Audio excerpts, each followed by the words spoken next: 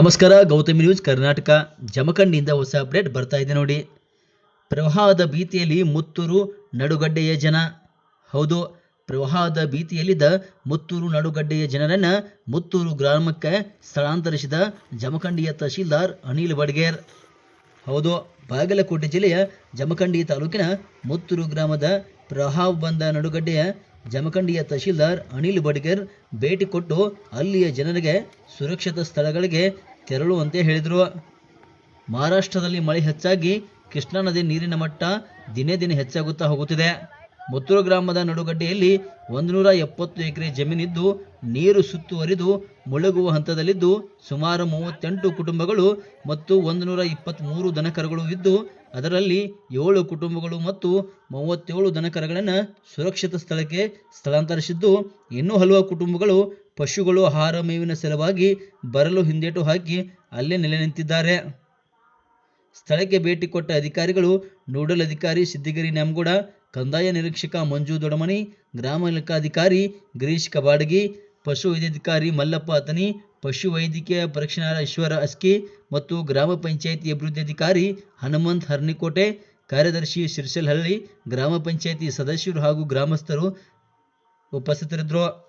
ನಿರಂತರ ಸುದ್ದಿಗಾಗಿ ನೋಡ್ತಾ ಇರಿ ಗೌತಮಿ ನ್ಯೂಸ್ ಕರ್ನಾಟಕ.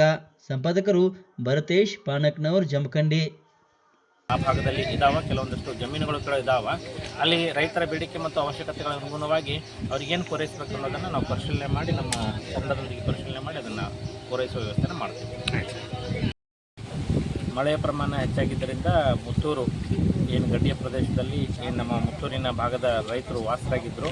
ಇಲ್ಲಿ ನೀರಿನ ಪ್ರಮಾಣ ಹೆಚ್ಚಾಗಿರೋದ್ರಿಂದ ಈಗ ಆಲ್ಮಟ್ಟಿಯಿಂದ 2,50,000 ಕ್ಯೂಸೆಕ್ಸ್ ನೀರನ್ನು ಹರಿಬಿಡ್ತಾ ಇದ್ದಾರೆ.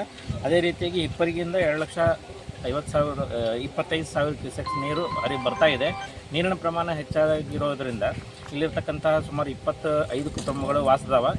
ನೀರಿನ ಪ್ರಮಾಣ ಹೆಚ್ಚಾಗಿರೋ ಪ್ರದೇಶದಲ್ಲಿ ಇರ್ತಕ್ಕಂತಹ 7 ಕುಟುಂಬದ 36 ಸದಸ್ಯರನ್ನು ಜೊತೆಗೆ 38 ಜಾನುವಾರುಗಳನ್ನು ಸುರಕ್ಷಿತವಾಗಿ ನಾವು ಮುತ್ತೂರು ಗ್ರಾಮಕ್ಕೆ ಸ್ಥಳಾಂತರವನ್ನು ಮಾಡಿದ್ದೇವೆ.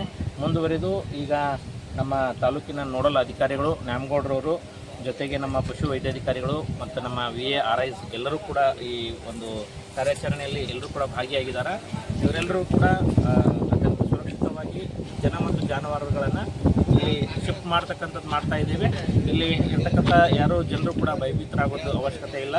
ನೀರಿನ ಪ್ರಮಾಣ ಹೆಚ್ಚಾದಂತೆ ನಮ್ಮ ಇಲ್ಲಿರ್ತಕ್ಕಂಥ ಎಲ್ಲ ಸಾರ್ವಜನಿಕರನ್ನು ನಾವು ರೈತರನ್ನು ಸುರಕ್ಷಿತವಾದ ಸ್ಥಳಗಳಿಗೆ ಅವ್ರನ್ನ ಸ್ಥಳಾಂತರ ಮಾಡ್ತೇವೆ. ನೀರಿನ ಪ್ರಮಾಣ ಇನ್ನು ನಾಳೆಯಿಂದ ಸ್ವಲ್ಪ ಪ್ರಮಾಣದಲ್ಲಿ ಕಡಿಮೆ ಆಗೋ ಸಾಧ್ಯತೆ ಇದೆ.